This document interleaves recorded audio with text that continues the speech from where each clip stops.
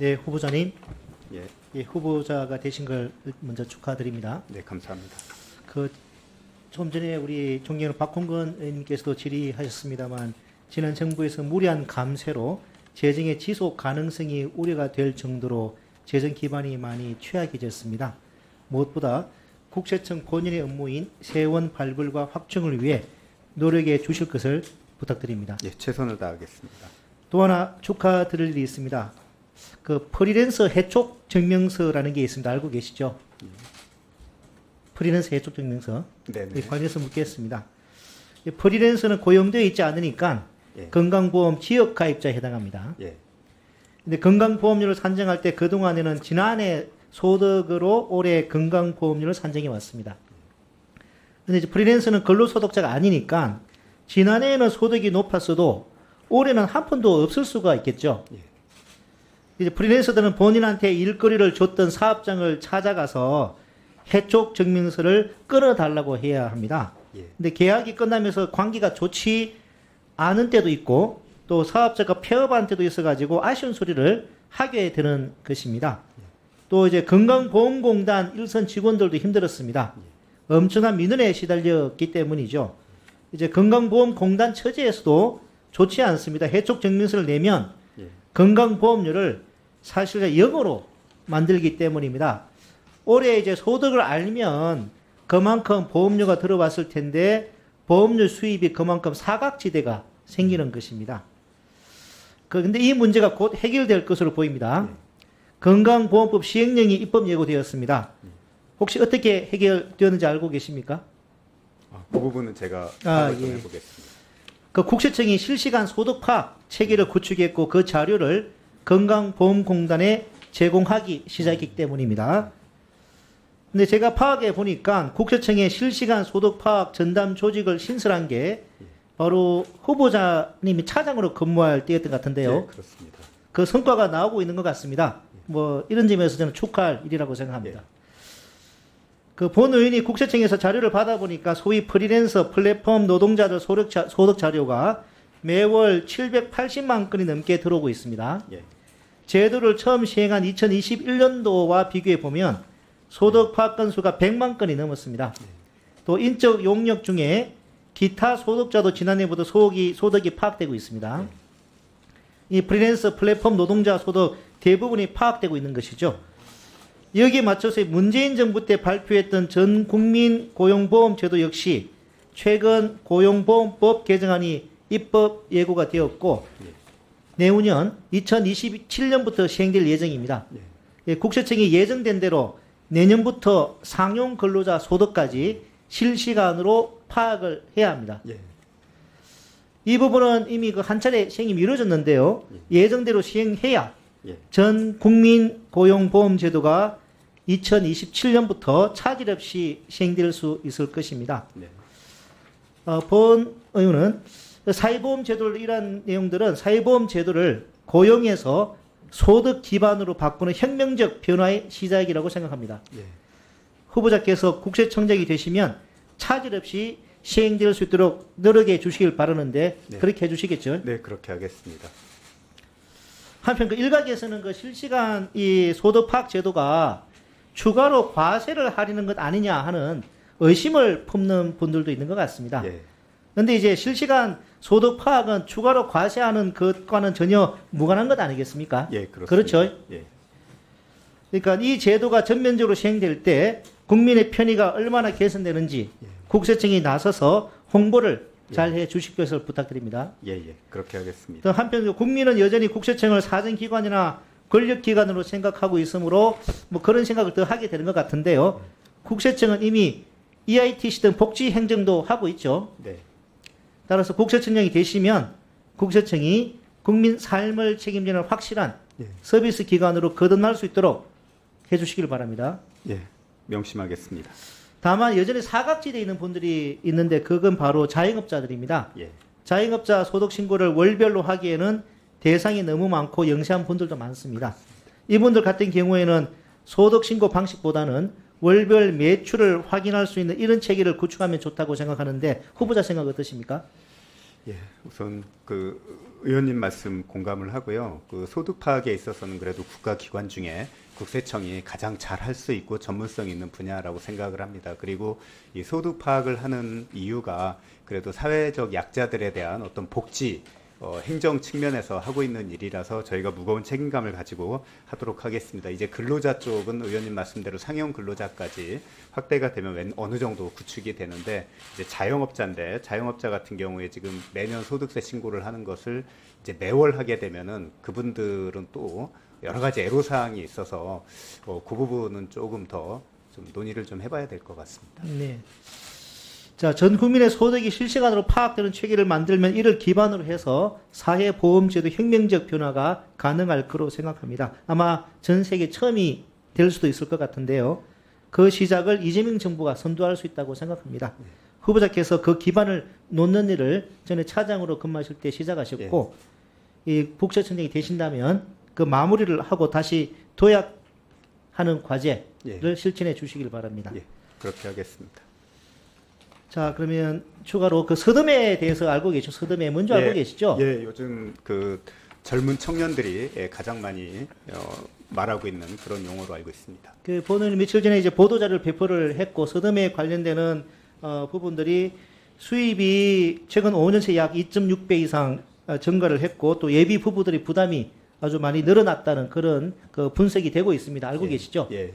그래서 저희 본의 보도자를 배포한 이후 시점에 국정기획위원회에서도 서점에 관련한 제도 개선을 신속 과제로 선정했다는 언론 보도가 났는데 알고 계시죠? 네, 그렇습니다. 그런데 국세청에서도 올해 2월 달에 서점의 24개 대상으로 이제 세무조사에 나선 걸로 알려지고 있는데, 이재명 대통령께서도 후보 당시에 웨딩 갑질, 건절, 깜깜이 서점의 견적 투명화를 공약으로 내신 거 알고 계시죠? 예, 그렇습니다.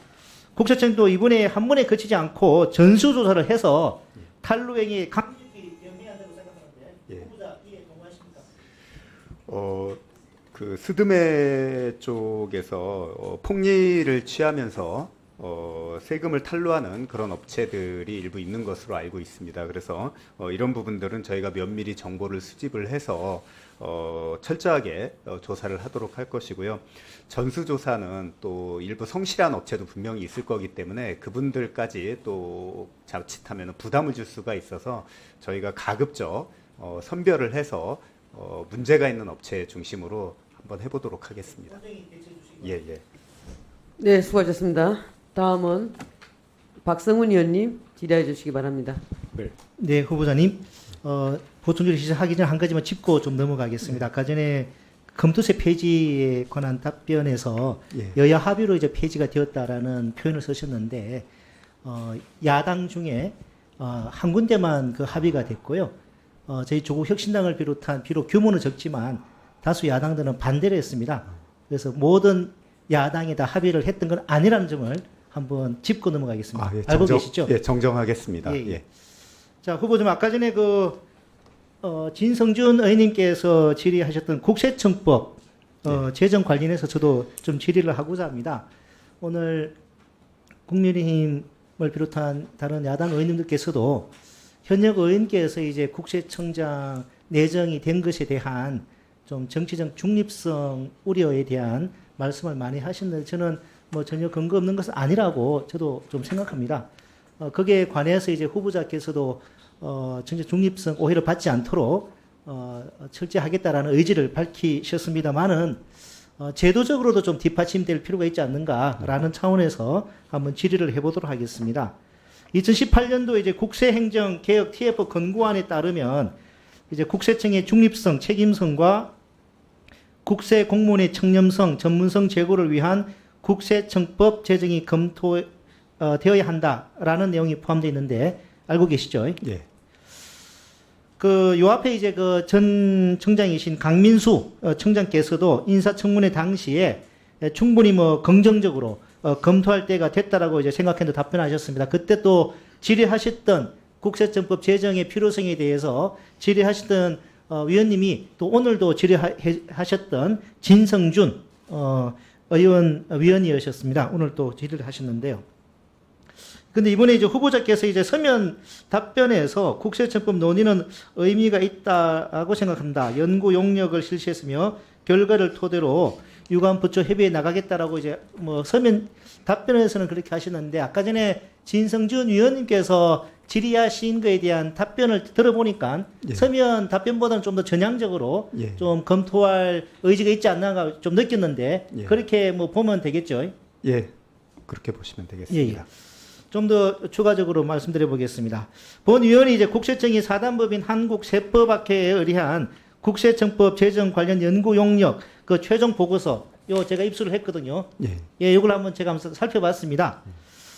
그 이제 국세청법 제정 관련 좀 이렇게 근데 이 연구 용역 그 최종 결론에서 도입 신중 의견을 냈더라고요. 혹시 알고 계십니까? 예, 알고 있습니다. 근데 이제 관련해서 국세청법을 도입한 영국, 캐나다, 싱가포르의 국세청 관련 법률들은 각각의 조세 행정 체계를 개선하고 납세자와 정부 간의 조세 행정을 효율적이고 투명하게 운영할 수 있는 토대를 제공했다고 하면서 하지만 이제 미국, 호주, 일본에서는 별도의 국세청법이 없지만 조세 행정 관련 법률을 통해 국세청의 권한을 규정하고 효율적인 세금 징수 및 관리 체계를 운영하고 있다고 보고서는 밝히고 있습니다. 우리나라에서도 보니까 이제 국세청장의 정치적 중립성을 확보하기 위해서 17대 국회 2004년입니다.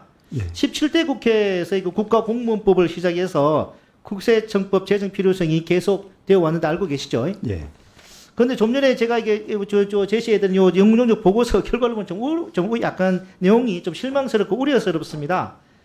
이 보고서에서는 그동안 국세청법이 제정되지 않은 이유로 국세청의 독립성 강화와 관련된 논란, 기존 법령과의 충돌, 그리고 정치권 내의 반대가 주요 요인으로 보인다고 밝혔는데요. 하지만 국세청법은 좀 전에 말씀드린 것처럼 2004년부터 여야가 모두 동일하게 발의한 법안입니다. 더 이상 늦춰서는 안 된다고 생각합니다.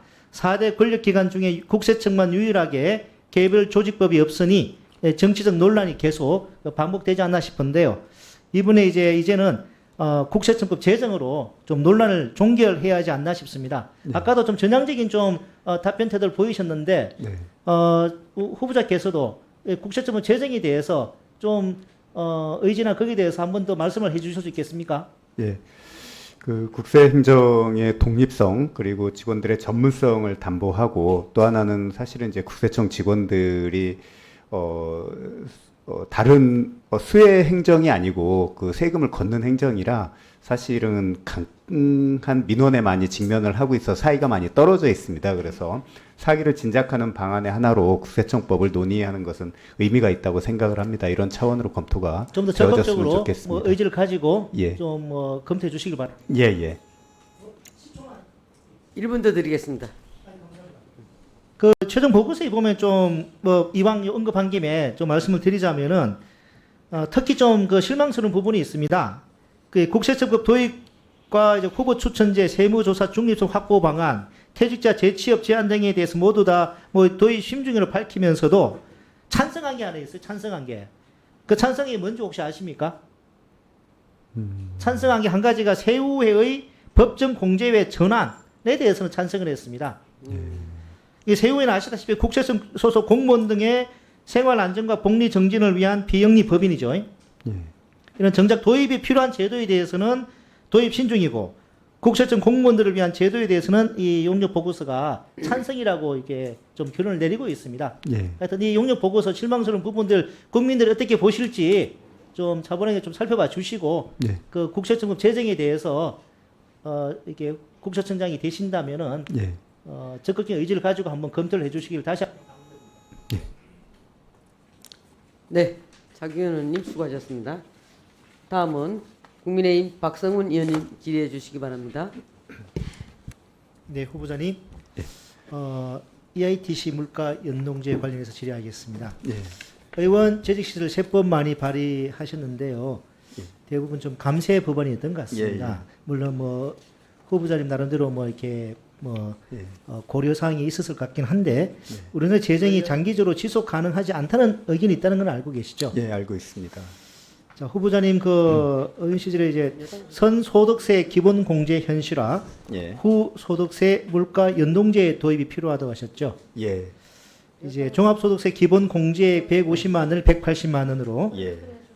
상향하는 소득세법 발의하셨는데 이 법이 통과되면 연 평균 1조 9,597억 원이 예. 5년간 9조 7,985억 원이 세수가 예. 감소한다는 사실은 알고 계시죠? 예, 알고 있습니다. 일찍이 그 민주당 그 박범계 의원께서 이제 소득세 물가 연동제 법안을 내놓았는데요. 비용 추계를 보니까 소득세 전체에 물가 연동제를 도입할 경우 연평균 16.5조 원의 세수가 감소하고 5년간 총 82.4조 원이 감소한다고 합니다. 예. 이 정도면 상당히 심각하다고 볼 수 있죠. 예, 그렇습니다. 특히 근로소득세의 경우 물가 연동제를 도입하면 연평균 6조 원, 5년간 총 30조 원의 세수가 줄어듭니다. 후보님 보시기에 이 혜택이 저소득 근로자에게 돌아갈 것 같습니까? 아니면 고소득 근로자에게 더 많이 돌아갈 것 같습니까? 당연히 소득세가 누진제이기 때문에 고소액 연봉자에게 들어가는 혜택이 더 많겠죠. 좀 더 많겠지만 그게 고소득자에게는 미미한 금액이고 이 저소득층에게 절감되는 세액은 상대적으로 굉장히 기묘하게 느껴질 것이라고 생각을 합니다. 예. 자, 2022년 기재부 보도 자료를 보면 물가 연동제를 도입할 경우에 그 혜택이 고소득자에게 더 많이 귀촉된다고 우려를 표시한 바 있습니다. 실제로 대다수 저소득 근로자는 각종 공제를 많이 받고 있어서 물가 연동제 혜택의 대상이 될 수 없다는 겁니다. 예. 후보자님, 그 그래프 띄워주세요. 이 그래프 알고 계시죠? 예. 근로장려금 받아보신 적 없으시죠? 예, 저는 없습니다. 아무래도 저소득층의 경제활동 참가를 장려하기 위해 설계한 제도니까 안 받은 적 없었을 겁니다. 예. 월급쟁이 유리지갑 지키기도 중요하지만 생산 가능 인구가 감소하고 있고 절수생 고령화 문제가 심각한 상황에서 유리지갑 중에서도 가장 취약한 유리지갑이 누가 먼저 고민해봐야 되지 않겠습니까? 예. 그 본인이 보기에 저소득층을 상대로 대상으로 소득 지원과 더불어 근로 유인을 제공할 수 있는 근로 장려 세제야말로 우리가 주목해야 할 부분이라고 보는데 동의하시죠? 예. 그 본의원은 근로 장려 세제에 물가 연동제를 도입하는 법안을 발의했습니다. 예. 근로 장려금은 국세청에서 지원하는 세제만큼 국세청장 임명이 되시면 예. 근로 장려금의 물가 연동제 도입 방안에 대해서 예. 검토해서 예. 보고를 해주시기 바랍니다. 네, 그렇게 하겠습니다. 상당히 좋은 질의신 것 같아요. 네. 예, 다음은 국민의힘 박성훈 의원님 질의해 주시기 바랍니다.